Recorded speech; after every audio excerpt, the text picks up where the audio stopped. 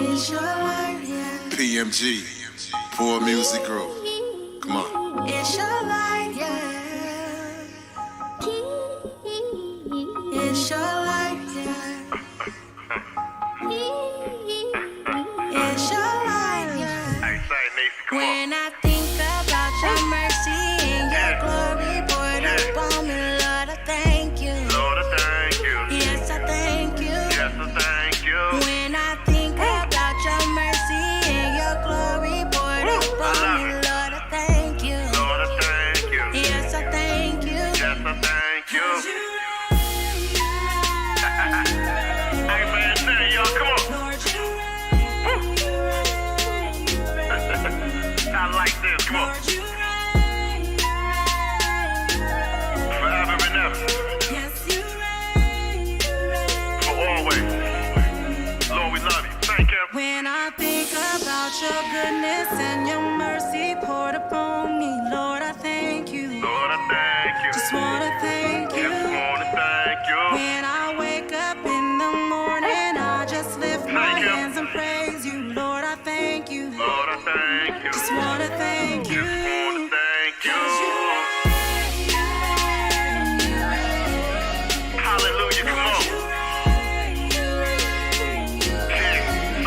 Hallelujah, come on. Woo. Come on, man. Hey, turn it up. Turn it up. Hey, Rod, come on, man. Tell him. When I think about your goodness and your mercy stored up on me, Lord, I thank you, yeah. Sing, boy. Lord, I thank you. One more time. Tell him. Come on. When I think about your mercy and everything you done, Lord, Lord, I thank you, Lord, I yeah. thank you. I just thank you, Lord. Lord, you're right, yeah. Hey, Say let's go, you're come on. right. Y'all better sing. Say, Lord, you're right. Yeah. Lord, you're right. Always. To the Most High. Lord, you done so much for me. I can't deny how you love me. You shed your blood on Calvary to save a wretch like me. I love it. I thank you, Lord, for the lessons. Cause Lord, you just keep on blessing. Thank you. The tests and trials make me strong. Keep me holding on. Come on. That's why I'm desperate for you.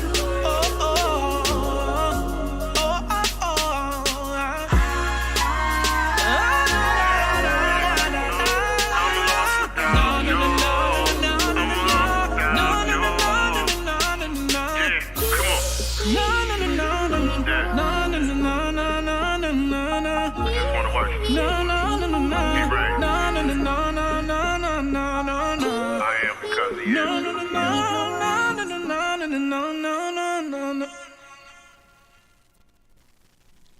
Hey, what's going on, y'all? This is your brother Malik Truth, and you are tuned in to the Malik's Truth Radio Show. As I say every single time y'all come and hang out with me, you could have been anywhere else, but you chose to hang out with your brother for an hour. So I want to thank you for that. I thank God for the talents that He's given me to be able to give to you, and I hope that all the topics that we discuss every week is touching the hearts of some folks out there, because even if it's just one, I just thank God for their healing. So we gonna get into it tonight, y'all. I have a fantastic topic, but before I get into that topic, I want to give some appreciations to our brother Alex on the we usually say on the wheels of steel, but he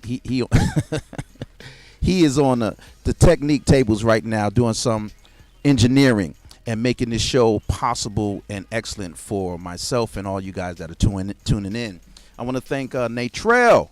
I call him the producer extraordinaire, and I thank him so much for giving us this platform to be able to present to you and heal together. You know what I'm saying? I love this show. I want to give shots out to all of my BU network family and radio show colleagues here. We're going to give shots out to Wong. Okay, we're going to give shots out to Amber. We're going to give shots out to our brother John Kurt. We're going to give shouts out to Brenda. We're going to give shouts out to Shannon the Queen, who just came up on the show, and Braids and Beauty Crew, who is tearing it up. What was it? Every Tuesday? So, yes, we thank Natrell for making this show, this station, the platform, everything possible for us to be able to bring awesome content to you guys, have wonderful discussions. Tonight, y'all, tonight, we are going to discuss domestic violence. We're going to tell the truth about domestic violence. We're going to give you some stats, and we're going to give you some real stories. Might bring you some tears, but we want you to share this show right now because we're going to get into it. Share this show, and also I want you to call in. And we're going to go ahead and put the call-in number up on the screen for you, so when you guys want to call in, because I know you're going to want to get in on this discussion right here. So the topic again is going to be surviving mental illness of domestic abuse. Surviving the mental illness of domestic abuse. Now, why do you say mental illness, Malik? Well, I'm glad you asked. The reason why I say mental illness is because domestic violence and abuse is a very traumatic experience. Within that trauma, something goes awry in a person's mental state, in their heart, in their being. That trauma goes deeper than a lot of people think. And we're going to discuss that today. And we're going to give you pointers on how to survive it. We're also going to give you stats that's going to help you understand that is not only a phenomenon that occurs with women, but is also a phenomenon that men experience as well. Bottom line, we don't want to see anyone subject to violence. And anyone that is subject to domestic violence, we want to be able to give you ways on how to survive it. Because one thing we know for sure is when you're involved in someone and you love them, you're going to hope that they change. But if they're beating your ass every other day, the change may come, but it may come at the expense of your life. It may come at the expense of your family. So there are ways in order to deal with that effectively, okay? Rather than pulling out the shotgun or the 9mm. So there's other ways to deal with that to be able to survive and escape such a tragic relationship. I have a guest with me today. A wonderful, wonderful friend of mine, my sister. I met her online because I'm an author and she's an author. And I love to talk with different authors and I love to support different authors. And she has a book out called My Lion's Den. This book goes into her life and her experiences and what she experienced with the domestic violence situation and how she survived it. But it also goes into the middle portion on what happens to you, not just during domestic violence, but even after it. People think because he or she is gone or the abuser is gone, you get over it. Well, I'm here to tell you that you don't get over it. What you do is you learn to heal and cope with it day by day. And you find a very creative way, safe way to be able to heal from that abuse. I want to welcome to the Malik's Truth radio show, author E.M. Power. And I think the power stands for her ability to survive. Power. So go ahead and tell them what E.M. stands for. That's my birth name. E.M. stands for Eva Marie. Eva Marie. That's correct. Power. Yes. Hi, everyone. Go ahead and tell them who you are. So yes, my name is Eva Marie, and Power is my pen name. I was born on the island of Guam. I am Chamorro. I moved out here shortly around the age of 9. I've since resided and grew up in Santa Ana, California. Hey. What's up, my peeps? Santa Ana, Shout y'all hear out that? to Santa Ana Valley High School class of 91. We're doing our 30-year reunion. Yeah, I seen So that post. anyway, right? So yeah, and then like I said, I grew up in Orange County in Santa Ana, and I'm a mother, I'm a grandmother, and after COVID happened in end of last year, this time, I took the opportunity from my layoff to write this book. And I'm hoping tonight we'll be able to help some people, give you some statistics, some information, get you some help, and give you some hope, some faith. Amen. Y'all hear that? Hope and faith. So we ask and invite God's spirit into this room tonight. And we ask everyone and anyone who is experiencing this issue, we want you to call in. If you know anyone that's experiencing domestic violence as an issue, we want you to call in. Let's talk about it, because that's the only way, number one, we can find out ways to get help. Number two, find out how to heal and deal with this situation effectively. All right? So one thing that I don't do all the time, but I'm going to do in this situation because of the content, is talk about statistics. Okay? So I'm getting my statistics from a government website that talks about domestic violence. And this is reports from police and the different hotlines that come in. And on average, you're going to be amazed by this. On average, across the country, there are at least 20,000 calls per day pertaining to domestic violence. Per day, y'all, across the country. Per day. So that means someone is doing something they're not supposed to be doing to another human being out of power and rage and a complete disconnect with themselves. 20,000. Take a look at it. You hear that, y'all? 20,000. And that's just here in the U.S., Malik? And that's just here in the U.S. We haven't even discussed the domestic violence issues that happens internationally. Right. So just speaking of what happens here in the U.S., on an average, nearly 20 people per minute. Now, how many minutes in an hour?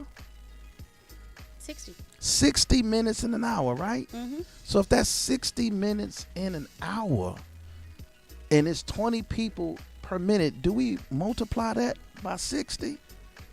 That's a lot of people. Yeah. That's a lot of people per hour with someone putting their hands on them and reporting someone's putting their hands on them in the United States. During 1 year, this will equate to more than 10,000 women and men who someone has crossed the line and placed them in a position to be traumatized for a great portion of their lives. Mm-hmm. Yep. It says here that 1 in 4 women and 1 in 9 men experience severe intimate partner physical violence, intimate partner physical sexual violence, and or intimate partner stalking with impacts such as injuries, fearfulness, PTSD, use of victim services, contraction of sexual transmitted diseases, and so on and so forth. Now, reading these statistics, Eva, Yes. how does that bring back any of the thoughts that went into your book? Well, clearly the statistics are high, and so you can never downplay the occurrences or how common it is.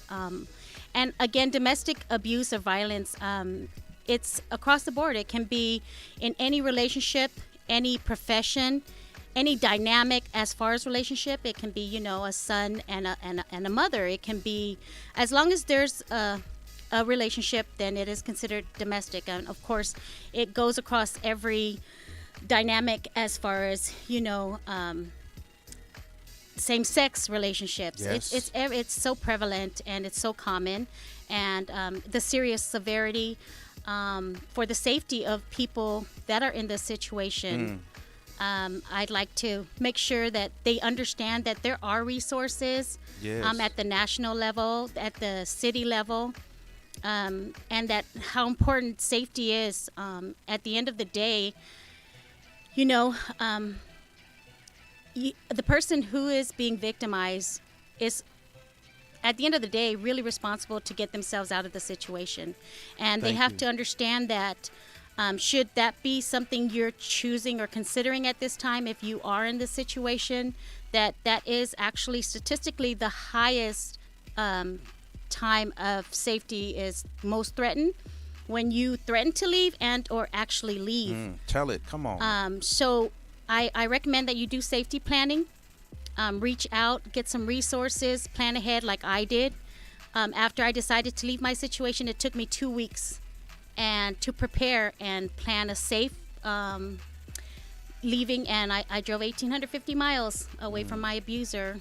So I can't emphasize how important it is that you realize that you are most in danger when you are leaving the situation, planning to leave the situation, and or actually do leave the situation. Up until weeks after you leave, you are very much in danger. And let's talk about that reason why, because there's probably a lot of people out there even right now saying, why at that particular point am I in the most danger rather than every day just dealing with that? Why at that particular point are It's women's simple. particular? The abuser loses control. So they did interviews with men who have taken lives or just people that were incarcerated because of domestic violence. And they said it was during those times when the female threatened to leave and or actually left them that they lost control, and therefore they acted out. And usually the acting out is injury to the victim and or death, correct? Absolutely, absolutely. So y'all hear that? We want to give y'all power tonight. We want to Yes. be able to talk about the issue, but also bring resolve and a way out. If you are out there and you're not afraid to call in and you want to stay discreet, you can DM me. Eva, what's your information where they can reach out to you? Anyone can reach out to me. All my social media accounts is author EM Power, and I also have my Gmail account, which is authorempower@gmail. Amen. And again, y'all know me, Malik Truth. Y'all know, just DM me, and we will keep it discreet, but we will get you help. Now, when we go into my lion's den, Yes. you guys have to understand, when we talk about a lion's den, we're talking about the story of Daniel, who was placed in a lion's den. A lion's den is a place where you're threatened every minute, every second. Is that lion hungry? Does that lion want to play with you right now or play with his dinner? And I like that. Now, I am inclined to go ahead and analyze that and give my analogies, but I don't want to do that. I want our author to talk about why she named the book My Lion's Den. The reason why I named the book My Lion's Den is biblically based. It is the actual story of my 9 years in a relationship, domestic violence. I chose My Lion's Den because I felt that Daniel was placed in a den, a place where he could be harmed and or killed through no fault of his own except worshiping the Lord he serves. And in my case, I felt like I was thrown in a lion's den through really no fault of my own, except that I believed naively, I wasn't prepared. And it was like through no fault of my own, in a sense that I went into a relationship with a sincere heart and purity, and to actually give myself and love someone correctly. And because I chose to do this with this particular person, I was thrown in my den. Right. Now we hear, I like to, and especially during conversations like this, I like to dive into the comments that are there. First of all, I want to thank you, John Kirk and Chrissy. Chrissy, thank you for tuning in, sister. John Kirk says, but when these men and women are told to go, they choose to stay. What is up with that phenomenon? I can only speak for myself, but through speaking with other women, I have stayed in shelters. I've had the opportunity to speak to plenty of victims. Everybody has their own reason of why they stay in the situation. Mine is very long, 9 years. And for me, it was because I didn't have a father growing up, and I wanted my children to have the best chance at having a two-parent household. So that was my reason. Yes. And a lot of other women or even men share the same thought pattern. They have either a lot of victims at times, they grow up without that full family environment, so they don't get a chance to really see what a healthy relationship looks like. So if they had an opportunity to see what a healthy relationship looked like, they have a base model, something to be able to trigger them back to the reality of, this ain't what mom and dad, this is it's not what I've seen. And they have that reference point to be able to turn back to. But a lot of people that are abused, they usually don't have these reference points. And a lot of them, they want and desire the family model so badly that they are willing to stay in for the love of the fantasy. Not the love of that man, but the love of the fantasy and the protection of the children. So that's one of the reasons. Another reason is, in a marriage, especially after 7-10 years, you become intertwined with that other individual. Your identity becomes intertwined with theirs. And marriage, when you're losing a marriage or the marriage is falling apart, there is a falling, a breaking away of your heart and pieces of you. This is also a traumatic experience. And when we talk trauma and when we talk post-traumatic stress syndrome, people like to equate that with war. And I'll tell you what, getting your ass beat every day, finding ways to protect yourself and your children, and finding ways not to kill the son of a bitch that's doing it to you, that's war. So if you want to liken it unto any type of war, that's war. And it caused a break in a person's psyche. So as we tie domestic violence to mental illness, Eva, Yes. what type of mental illnesses can breed from domestic violence? Oh, there's so many. Okay, there's the circle of violence. And I want to stress, too, for those of us, in a two-parent household or just raising children in general. For myself, I am a full-time single mom at this point, how important it is to teach what is acceptable and what isn't acceptable in a relationship, in any, relationship. Of course, just like domestic violence, child abuse, in that case, these children don't have a choice. They're there, their birth to these parents, and so they can't even get out if they want out. In most cases, unless they report it.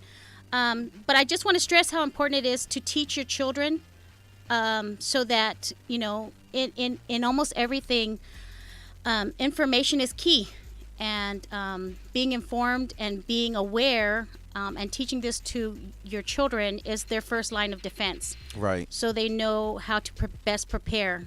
Should be aware, should this take place in their lives, to talk about it. There's a stigma around abuse. There's a stigma around, and so people don't come forth and share what may be troubling them, or they're ashamed because they're choosing to stay in it, or maybe for a long time. In my case, I wanted to get help for him. I thought there would be help. That was my first question: is how can I best help him? And hopefully, but what I was told, that it's such a slim percentage of abusers to ever successfully change. Yeah. And the resources for abusers are very slim. So.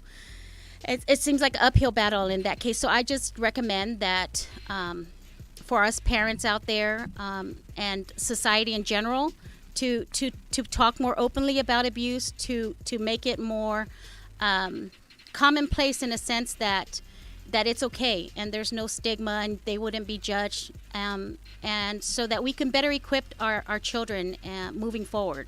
And that it's a shame. But before I get into my comment, Kirk he wrote in and said, I question that theory a bit. When I was talking about the different, we were both talking about the different reasons as to why people stay in. He said it's across all socioeconomic groups because there is a lot of narcissist people in the world, and you're right about that. And many of these men, a lot of times it is a narcissistic behavior. It is also an antisocial behavior because they're not caring about the rules. Nope. They're not caring about the rules of the marriage. They're not caring about the rules of the laws of the land. They're not caring about the rules of fatherhood and parenting. They only care about one thing: control. Control and power by any means necessary. Obviously, because since hurt people, yes, there's a high possibility that these abusers out here have been hurt in their time and they need some serious therapy. But unfortunately, the narcissist doesn't see the problem. no. They're not going to see that they need help until they get into a position, usually jail, that sometimes cures them. Sometimes, but not all the time. So thank you, Kirk, for that comment. We definitely appreciate it. So in getting to my statement, I wanted to talk about an area in your book. Okay. And well, first of all, I like the part where you talked about how you met your abuser at a bar. I did. And a lot of people meet people at bars, but who is going to think that they're going to meet the person who ruins their life and their family? Talk about that. I mean, can you ever really predict any of that or how you... But here's the thing, and it is in my book. Although we did meet out at a bar, ultimately, at that time, I had already been married and divorced when I met him. And so I wanted it again. I felt like I excelled in a relationship. I was comfortable in a marriage, and I missed it, and that's what I was seeking. My only requirement at the time, or my game plan for dating, was to seek a man who feared God. That was it. I said, if you Criteria. love the Lord, that He got to love the Lord. If he don't love the Right? Lord, he can't love me. So as he walked me to the car that night at the bar, guess what I saw on the dashboard of What's his car? A Bible. Whoo! Right. So needless to say, throughout my 9-year relationship, this man actually preached on a pulpit. He was yes. He was Okay, a talk member about of the that. choir every week. He actually took me to his church home, where I ended up being employed eventually. But what I'm trying to say is, he fit the mold. Like, there's no way to prepare. There's no way to know. And I also want, every people out there to prepare. There are people that are very manipulative in a sense that they don't have the right intentions when they're meeting you. And part of control, believe it or not, is to impregnate somebody right away. Yeah. Because that keeps them together. And they're less likely to leave. And continue to produce children to keep them more controlled. Wow. Isn't Yep. that something? Y'all hear that? And So that's that's- called the trap. That's planned. That is very planned. That's in Cold and calculated. Yes. Without cold and any calculated. plans on taking care of the children. None. Just making sure that that person stays and meets what they want for themselves. Isn't that something, y'all? Now, I'm going to read an excerpt from My Lion's Den. I love this part right here because it speaks so much to your heart. So this part, Eva is talking about what happened after the divorce. So she says, rather than allowing myself some time to reflect and heal from the divorce, I cope by using my energy in trying to find the comfort and familiarity of being in a marriage again. I believe that not being married was the void I was feeling. I thought if I got married again, I would be complete and made whole. I was taking care of my 2 sons from my marriage as best as I could. Our oldest daughter was already an adult and living on her own. I was renting 2 bedrooms in a home of a longtime friend. It was less than ideal in comparison to the white picketed 4-bedroom pool home that my sons were accustomed to. The guilt I felt when I realized just how much the divorce had cut deep into the spirit Absolutely. of my children was the most unbearable pain I have ever felt in my life. Absolutely. Talk about that. And honestly, it still stings. I don't think that How'd you feel when I read that? pain. You know, as a parent, you loved your children so much. The last thing you want is for them to ever feel pain. And to know that not only did they feel pain, but you were partially responsible for that pain Yes. is unbearable. Yes. And there's no way to heal that. You know, it's you can't go get over-the-counter medicine for that. And in all honesty, my adult sons now, it's still something we process. Wow. It still comes up in conversation. That pain is still there. And like I said, you know, pain is pain. And to know that you did that to your own child, for me, was very, very difficult. But you know, Eva, you didn't know. I didn't know. You didn't know until you knew. I didn't know until I knew.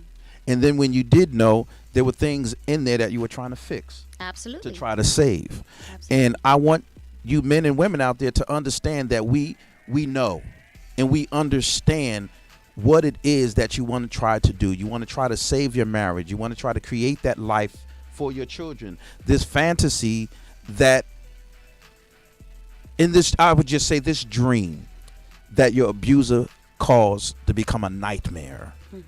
That is no more the fantasy and the dream that you embarked upon. That initially it was something, but in the end run, it became nightmarish. Absolutely. And something of terror Absolutely. that brought pain and trauma to not only you, and will not bring pain to you guys out there, but it's going to bring pain to your children. And these are things that I guess we want to have you consider.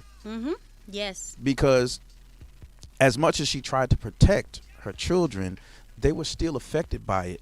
They're affected by seeing their mother hit, seeing their mother cry, seeing their mother smile turn into frowns, seeing laughter turn into crying every day, and hearing this war zone and coming home to a war zone on a daily basis. Imagine what that does to a child, and imagine what that does to their ability to either create and or sustain a relationship. Yep.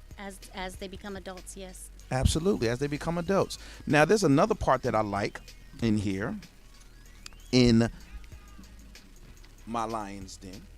Y'all go get y'all a copy. It's on Amazon.com, or you can holler at Eva, author E.M. Power, and check her out on her IG page and her Facebook page. But this part right here, I like it because it aligns with part of my book. And when you read somebody's work, you understand and know that, wow, this right here is from God. She says that I avoided the pain I was feeling by throwing myself into my work. And when that was not enough, I was going out and partying to get away from it all. I wanted an escape from my new reality. And what was that new reality? The family that I had was no longer the family that I had. I was with my first husband 18 years. And I didn't know how to function as an individual. I didn't know how to be me, and what was, it's very scary, and just a lot of uncertainties. Yes. Just the basics and how to, move forward from everything, like a rug being taken out from under you, from everything you've ever known. And a life that you actually liked and enjoyed and loved and was looking to, be a part of for the rest of your life. Yeah. And that's no longer the possibility. So it's my new reality. And that is a new reality. You guys, we're going to take a short break, and we're going to be right back. We're going to be back with the second half, and we're going to go a little bit more into the book. And I'm going to talk about an area in my book that was so close and familiar to the area that I just last read to you from Eva's book. So please stay tuned, share, comment, get involved in the discussion, and call in if you need to. We're going to go ahead and put that call-in number up, if you will, for me, please, Alex. And we'll be back in about 1.5 minutes. Thank you for tuning in.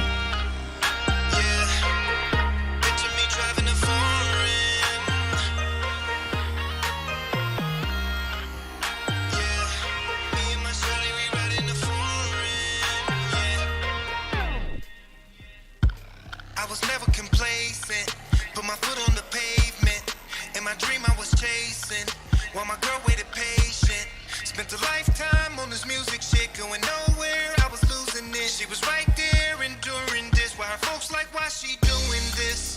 But Shawty didn't care what nobody said. She was gonna ride to the day I'm dead, stay by my side when the others fled. So I'm convinced that she deserves it all. She believed in me when chances were real small. I picture me driving a foreign. Shawty, she riding the passenger side. Yeah, 3 in the morning, holding her head up. Yeah,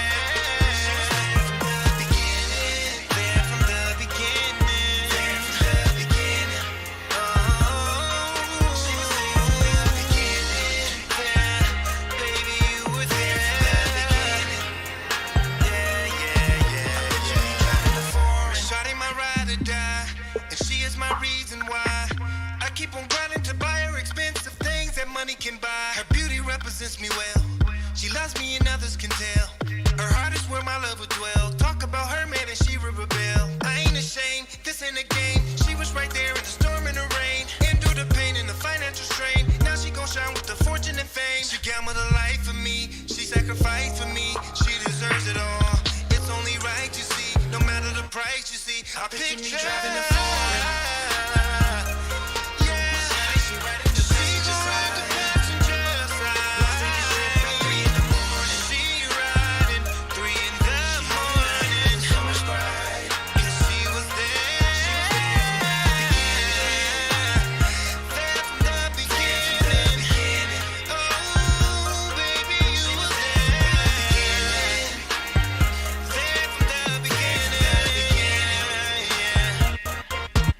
Picture me driving a flying, now my history is changing.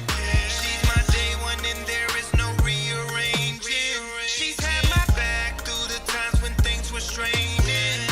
Now she benefit from every cent I'm gaining. Listen to what I'm saying. No dividing, no compromising. She gon' ride while I keep on climbing.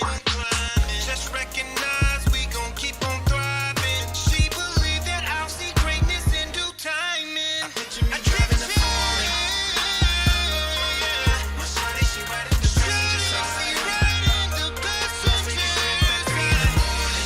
3 in the morning, 3 in the morning. Yeah, yeah, yeah. She was there from the beginning. She was there in the beginning. There at the beginning. You told me driving in the beginning. Foreign It's still, trust me, with my lady. have viewers here that's going. Wait till you see the views later.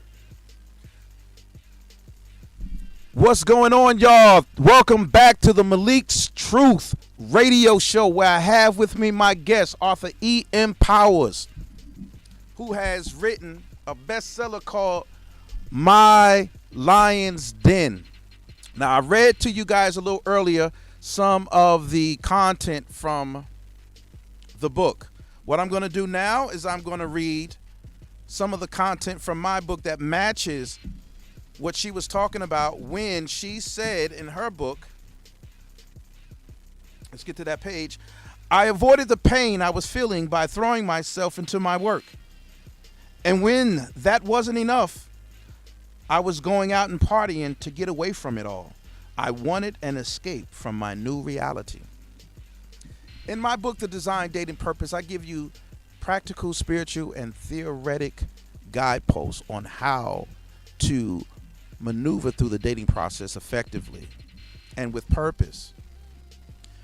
One of my greatest theories of what I theorize is that you have to get a chance to know you.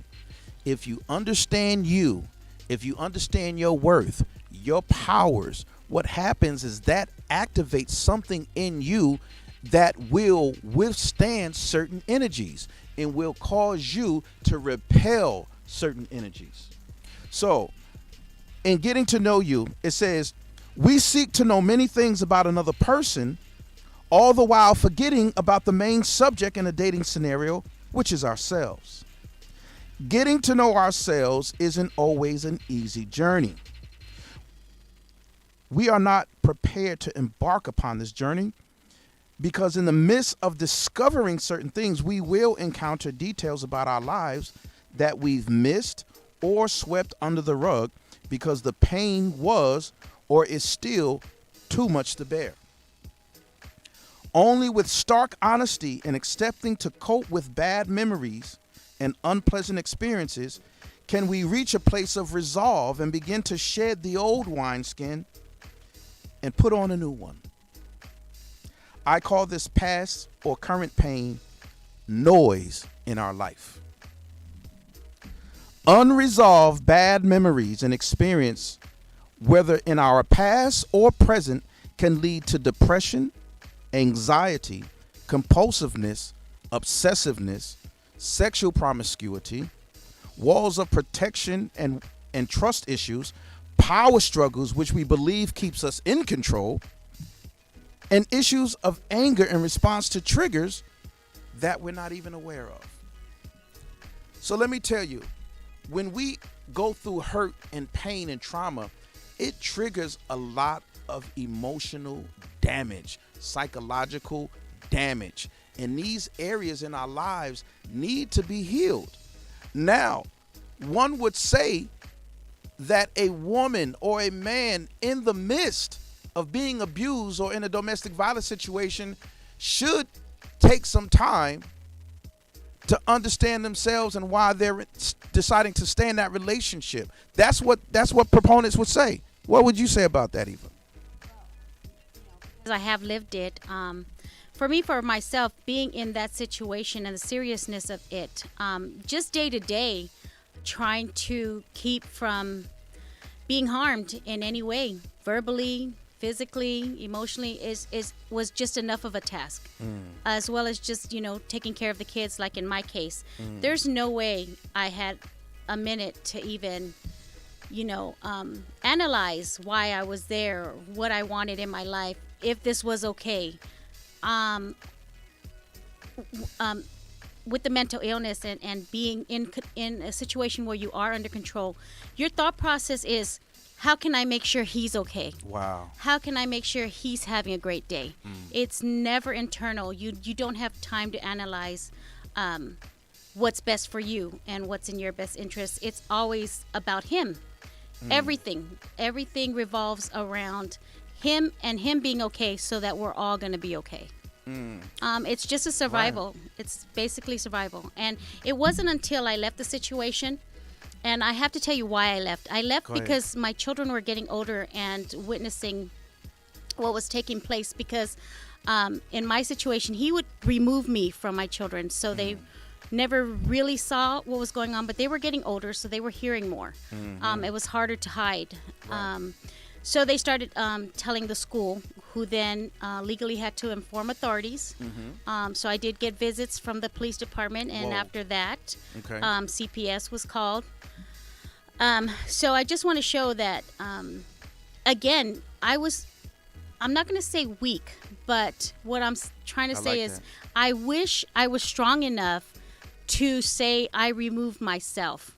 It took the children to involve authorities to give me the strength to remove my children. Talk about it. Yes. From the situation, so that they wouldn't continue to go to school upset because what was going on in their home. And then after we left, and I got to where I felt I could then really sit and heal. And yes, like I said, it's important to teach your children how to love themselves. I feel that if you are really empowered with self-love, like really empowered with self-love, you won't allow any abuse, any disrespect. Come on now. Because you love yourself enough to not allow it. Yes. You have to have that. That's your first line of truly Defense, self-love. Yeah. Self-love. Because then, you will be like, I wouldn't treat you that way. I'm not going to disrespect you. And I love myself too much to allow you to treat me in that manner. So it's an easy out. Like, It is. Yeah. Once you really have that, it's so easy to walk away. There's no second thought.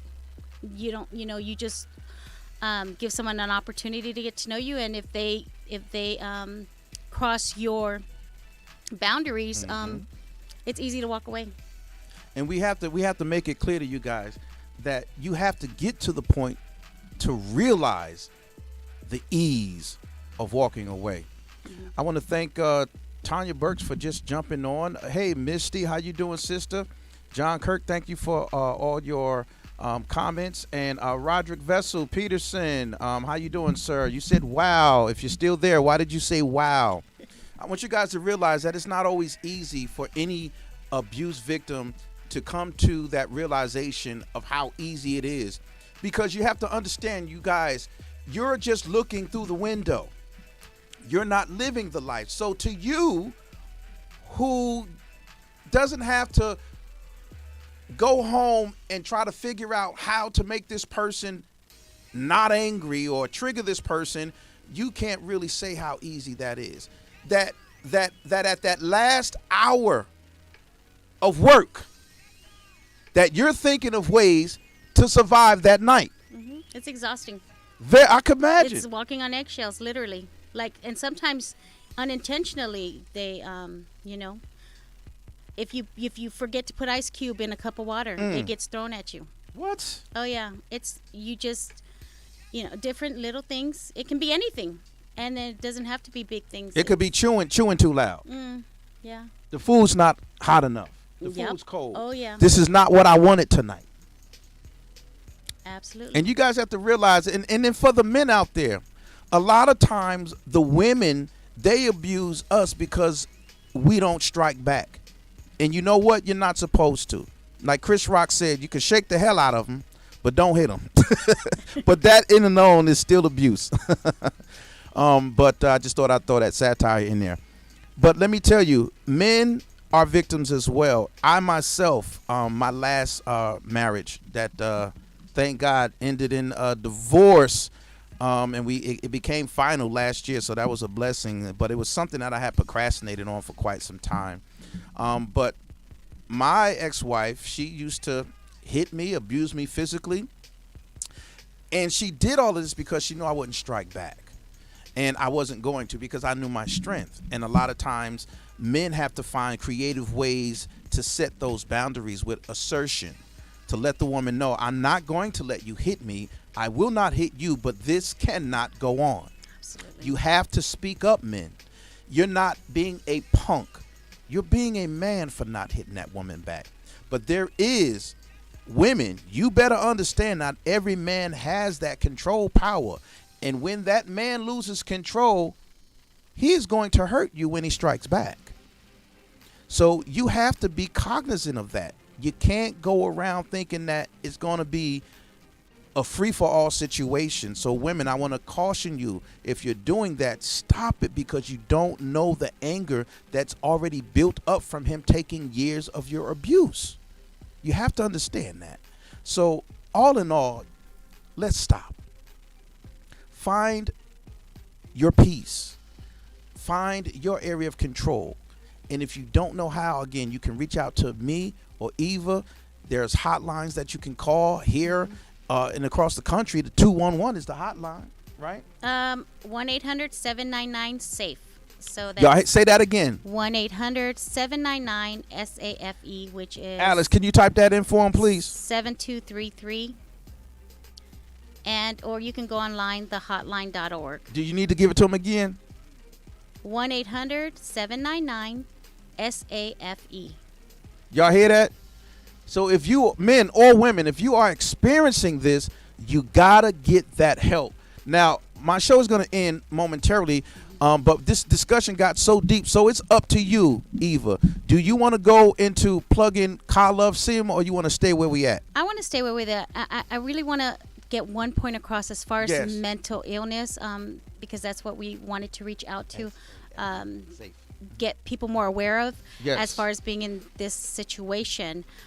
One thing that was actually very much of a surprise to me in the situation was to know that after being abused for a long time, or even maybe a short time, some people want to harm themselves. Yes, They that get depression kicks in and that suicidal guilt. Yes. because they feel like the only out of this relationship is to take their lives. Yes. And there are people that have acted upon that, and I just want to share that it is very serious, the mental part, and just trying to grasp everything that's going on, and yes, it never happened to me. I've never thought of that as a way out. Right. But I just want to make people aware that there are situations where people do take their lives to ultimately, in how I view it, is to ultimately take their control back. Wow. Yeah. And that's a very morbid way Yeah. to take back one's control, but that's what they see because as Tanya Burks mentioned, there is mental abuse involved Yes. in that. Yes. Domestic violence breeds mental health issues. Absolutely. And we have to understand that, y'all. Our mind is very fragile, and our experiences shape the way we think and behave towards ourselves and others. So we have to keep that in mind. So again, 1-800-799-SAFE. That's 1-800-799-SAFE. If you are experiencing domestic violence, that is a number that you can call. If you know someone, I want to even talk about your surviving, again, give us a call. The hotline is open, 702-408-6892. Share this show. We, on the Malik's Truth Show, we talk the truth so we can speak to your heart, so we can help heal your heart. I also want to do a giveaway for the first 10 people that email authorempower@gmail.com with their physical address. I will sign and mail a book to you if you want to read it yourself, or if you know someone that it could help. I'll go ahead and do that. The first 10. Y'all hear that? The first 10 people, she is going to bless you with a wonderful book that not only has her story in it, but it gives you very, very safe and practical guidelines and guideposts on how to get through it. If you're going through it, she's going to teach you how to get through it safely. And when I say that, I mean safely. So go ahead, you guys. Go ahead and get in contact with her. Okay. Once they leave, it might become stalking. You're absolutely right, Tanya. That is actually part of the statistics.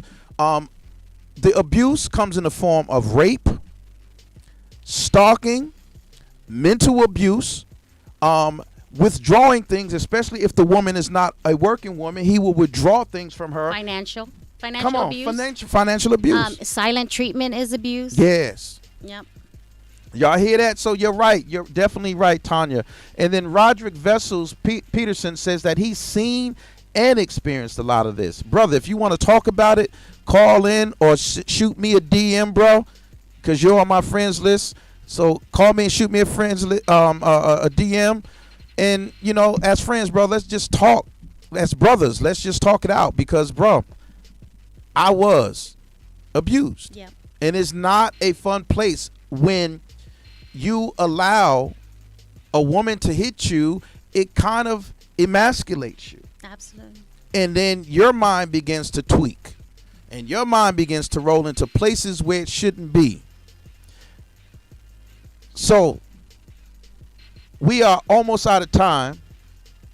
And I want to thank everybody who tuned in today. All right?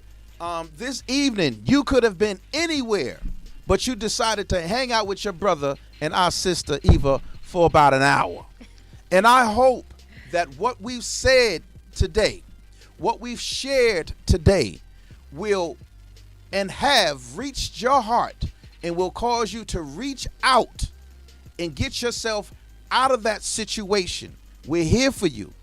On the Malik's Truth Show, we tell the truth, we speak the truth, so that the truth can reach your heart, so that you can be healed from whatever's going on in your life. Thank you for tuning in. God bless. All